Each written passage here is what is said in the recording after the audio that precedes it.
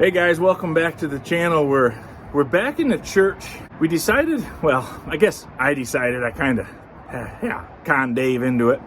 I really wanted to get that top off the bell and get it in the shop, and I really want to get the clapper fixed up all in one shot. So we're gonna try to use the torches and heat up the nut, and Dave's got his big impact wrench, and we're gonna, which I guess exists, and you don't even need a water wheel to run the thing. So we're gonna heat it up, and we're gonna try to spin that nut off. I'm sure it's just gonna pop right apart. So I got some blocking under the clapper, and we're gonna just put the pipe wrench on it so I can hold that from spinning. And we're gonna heat this nut up with the fire bottle, and it's gonna come right apart, right, Dave? Yeah. Oh God. Yeah, we got the double heat going on. How long's it gonna take, Dave? Got a while in the dark. Have you done this before? This? Yeah. No. Have you ever done this before? What, this? Yeah, this. No. Oh. I mean, I've heated things up before. Oh, big bell. No, never a big bell. Oh. And never in a 160-year-old building made out of super dry wood everywhere. It's so, I don't know, nervous. You saw what the sign out front said, didn't you, Dave? Yeah. I took a picture. Oh gosh. Send it to me. I'll put it in the video. Yeah. And I did not set that sign up. Just like that when I got here.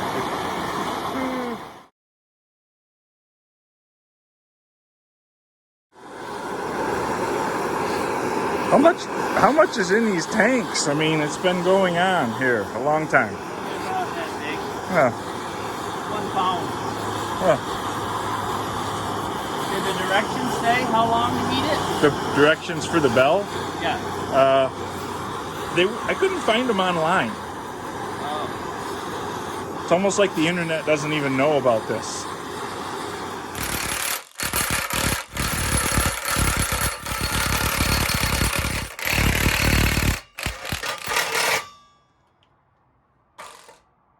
I got this held, and we're trying to spin that nut off, but she's stubborn. Okay, you ready? Yeah, have at her, Dave. Oh, it's going!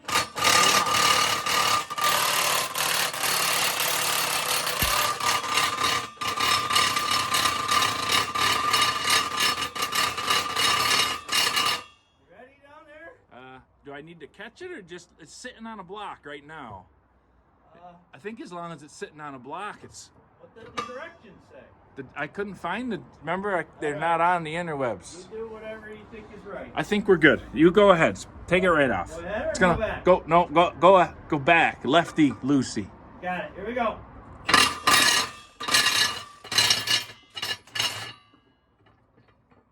got it. Oh, look at that. Don't touch it with your fingers. Smoking. It's like hot. Okay, that's out, which is great. This is all loose. It should come apart okay. But one thing we see was there's what's left, looks like what's left of a pin in there that's sheared off, and that would be why the bell was spinning when it wasn't supposed to spin. Yeah, look at that, because this is keyed onto this main housing here, and then that washer's keyed to it, and then that pin must have gone right in there and supposed to keep the bell from spinning. Interesting. So that must have been broke for a long time, because that bell, you can buy the ring around the inside, that's been spinning for a long time. Hi, the ring. The ring. Got a real nice ring to it. Ring around the ringer. Ring around the bell. Got any more puns or dad jokes or? Oh, let's not go with bad jokes. No, dad. Not bad. Dad. Dad jokes aren't bad. Oh. Dad jokes are the best. What do we do? We pull on that? Yeah, raise that up. Bell's not gonna fall, right?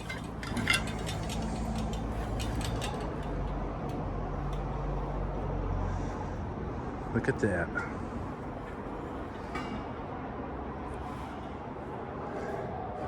Not seen since 1875 right there, folks. Guaranteed. Interesting. That's a penetrating oil went into the abyss. We probably won't need that anymore. No. I think we've taken it apart as much as it can possibly come apart. Look at that. You know, I Googled, there's a patent number on this thing cast into it, and I Googled it on Google Patents, and it was this guy, this Jones and Company, that made the bell. It was cast into the frame. Yeah. It was his patent, and it was in the way they cast these bells. The patent was in 1855. Huh. Okay, well, you know, sometimes projects get smaller as you move along, and sometimes they get bigger. Dave, did you tangle up my rope? Yeah. Now you know how I felt. What? How do you? I don't know. Scotty the Boy Scout? Well, it don't make no sense. It's almost like there's no end. Don't worry, I got this. Yeah. I'm holding it here. Oh. Huh. You know, this was so tidy when it was hanging on the wall in my shed. All rolled up. Actually, I think it was tidy right up until you touched it. Till I touched it. Look at that. You can't undo that. It's gonna take long. I didn't think so. Oh, look at. We're almost there. Well, can't we just throw the heavy thing down the hole and let it sort itself out? Hey, we haven't put a hole in the ceiling of the church yet. It just keeps. It seems like it gets worse. Is it possible I don't know what I'm doing? If you like what you're seeing, be sure to click the bell and like and subscribe and leave comments down below on. Just do the. David, look at how much I have that's not tangled. Let's start looking. Let's be positive. It's just we're not gonna look at that part right now. It's definitely getting better, right? Yeah, it can't get any worse. It can't. No, you can do it. Words of encouragement. Wow. It's like Twister. Look at it. Well, you did it. Done. You did it. Now throw that heavy thing down the hole. I'll stand on the end of the rope. All right, so here's I was talking about the pin that broke off in the baffle for the clap. And it kind of looks like this pin is just gonna drive right out. I don't know if I can be so lucky.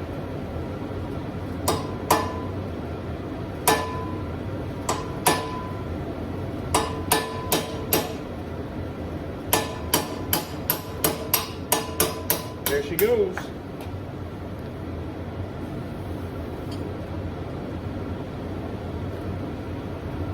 That looks like a solid pin, and it's definitely, both ends are broken off.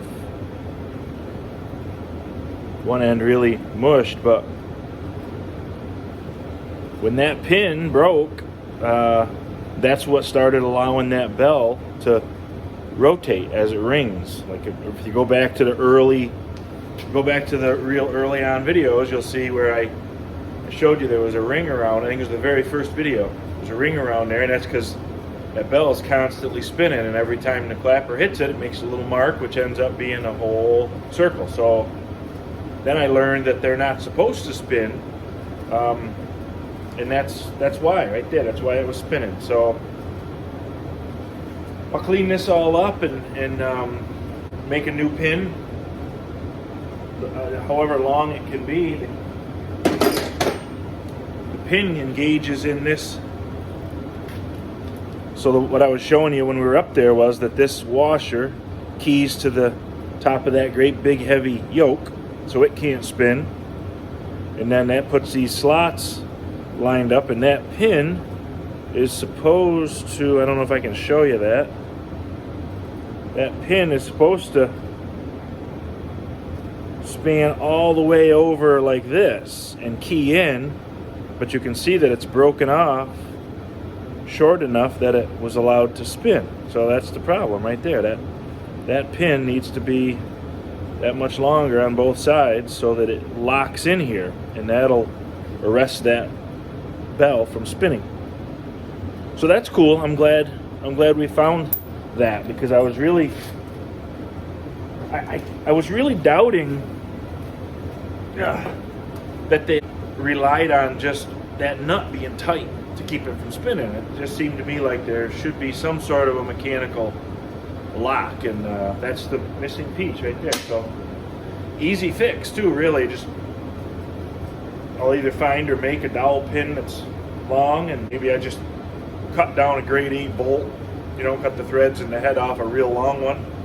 Maybe that's the ticket, but it's a good find. So aside from that, what we've got to do on here is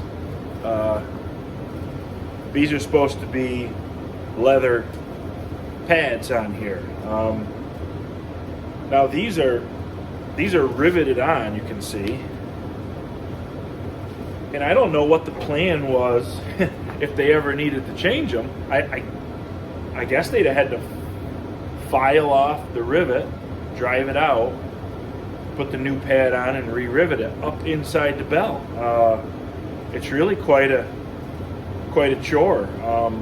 What I'm going to do is I'm going to take the rivets out. I'm going to drill and tap those holes, and I'll see what I can find for maybe some screws with a big, like a washer head or whatever, or we'll use a washer, and we'll bolt them on so that down the road, if they need to change them, they can just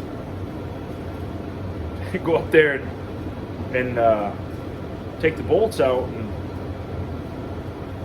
put new pads on. I got a guy who says he has a bunch of real thick leather, and he can come make a template and cut some pads out for me. I think I'll have him do a couple spares, and I'll just put them in a bag and mark them and leave them in the closet there where all the maintenance stuff is. And you know, someday if we need them, we'll have a pair we can swap. I mean, looking at these rivets, I'm guessing these are the originals. So this leather has probably been gone for a long time, and nobody's replaced it because it wasn't a simple thing to do. So we'll make it easy. That's what you want to do when you're talking about maintenance. If you make it easy, maybe somebody will do it. This side of this baffle has started to crack a little bit. It's not very far in, and I think I've talked myself out of trying to fix that. I don't know if I can really do more harm than good. I may screw that up. So I'm going to leave it, but I think it's okay to leave it, because the reason that cracked is because that clapper's been hitting on steel, and now that it's hitting on a leather pad, I really think it'll stop wanting to crack there, and hopefully it'll hang on there for another, just if it hangs on for just another 50 years, I'm sure to be dead and gone, and I don't have to worry about it anymore. Because I don't think you can buy one of these. I've been to Lowe's. I've never seen one. I think I've been down every aisle. So pretty sure if the day should come that this is broken, that's going to be a real project. But I don't think I'm going to see it. I really think this is going to be a really good fix that's going to last a long time. And while I got the parts right handy, I figured I'd show you how this works, okay? So this is the baffle I was just talking about, right? So this is obviously shaped like a bell. So this thing fits just inside the bell. The bell is maybe in half an inch of clearance on both sides for the bell. And then this is what goes through the top, goes through the bell, through the big yoke, and then gets that great big nut on top, holds the whole thing together.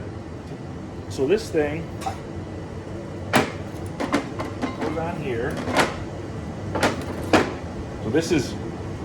So this yoke here is inside the bell, right?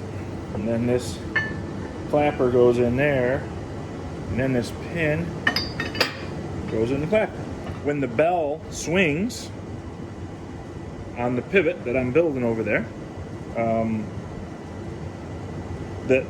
the heavy weight of this clapper wants to fall, right? So when it falls, it comes down, it's supposed to hit this baffle just before it hits the bell. So all this does is just softens the impact on the bell. Not so much that it's not loud, just enough to keep it from beating itself to death. You know, it's really kind of a rough service when you think about it, even though it only rings. If you were to ring this bell every day or every hour using this mechanism, this thing would have self-destructed a long time ago. But being that it rings, I don't know, half a dozen rings every Sunday, that's not so bad. But it is pretty brutal service. So you can see the pin is really wallered out. I think I'm gonna and the project grows. I hate to throw this pin away. That's a hand forged pin, you know. I think I'll just true it up a bit and make some bushings for these, and then I think what I can do is I'll drill and tap a hole here, and I'll put a grease fitting in it so that you can reach up inside the bell. Once everything's back to normal, it's pretty easy to reach up in there. You could put a shot of grease in there when you do the bearings. You know, if you did that, I mean, once a year would be a lot. So that shouldn't be too hard to maintain. But anyways, because the leather is gone, you can see how that has really.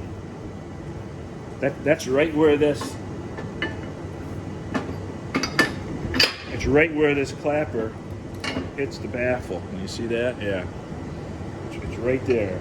It might be the other side. These are most likely not perfect because this is all hand-forged steel work here, ironwork. So most likely these are not identical, the two sides.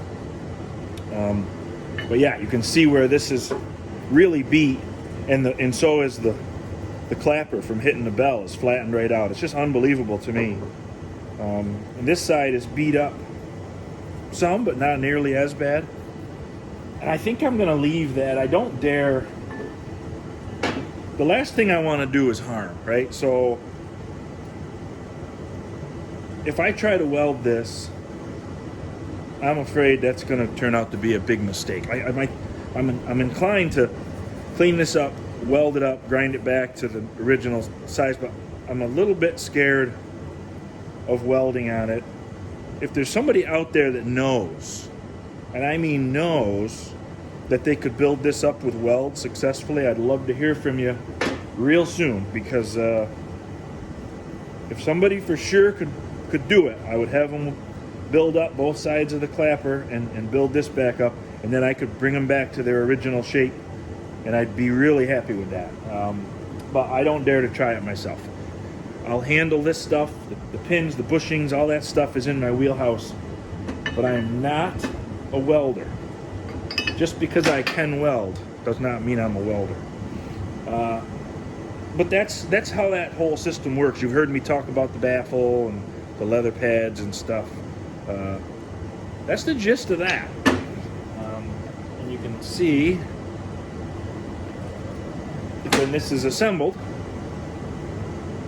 this would be just like this, and it would go up through the bell, and then on top you'd put this washer, you'd put the pin through, the broken pin would go through, and then you'd lower that washer down onto it. Now you've got it where nothing can rotate, right? It's all there. And then you run the nut. That's the nut that holds it together right there. She's a big one. And you run that down. It squeezes all that together. And now you've got it to where the bell can't turn and nothing can really move around. But I am gonna fix that up. I can take all that. I can make all that wear disappear. Let's put it that way. And I think that's worthwhile. Not that it's in any danger of falling apart. I mean, there's still a lot of meat there, but while it's right here, is the time to do it. And we're gonna, you know, I want to fix it right. I don't want to have to think about what's gonna go wrong next. So that's the gist of this. But before I do any of this, I got to clean all this stuff up with the wire wheel and try to get it ready for paint. And probably I'll get all this stuff at least in primer, and then I'll do my machine work on it, and then I'll paint everything when it's finished. At least that seems like a reasonable plan.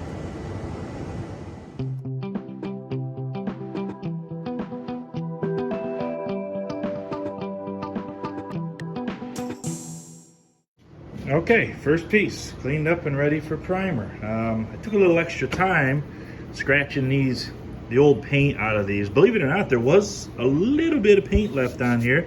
It's a good thing we live in New York, because I guarantee if we were in California, that would cause cancer. So I took a little extra time, clean out the letters as best I could, because it'll make it jump out, you know, all the better. The more you get out of the low spots, the better it'll look when it's painted. I did find a little bit of paint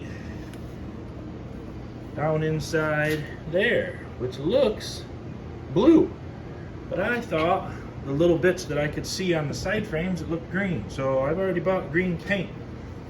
So let's pretend we didn't see that. We're gonna say maybe the green faded to blue. Yeah, it's gonna be green, but it's gonna look nice. So I'm gonna keep plugging away here. I got a whole bunch of more parts to do.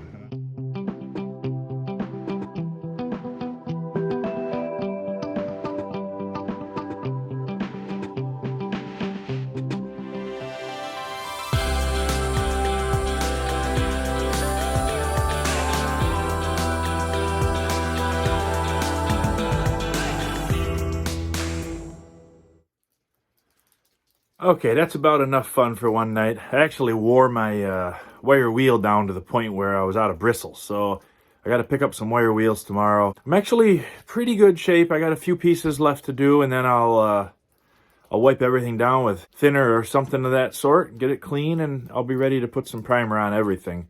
But that's going to do it for this episode. I want to thank you for spending your time with me. Make sure you tell your friends they need to start watching The Town Tinker. It's very important. Not that important. Till next time, God bless you. God bless the United States of America.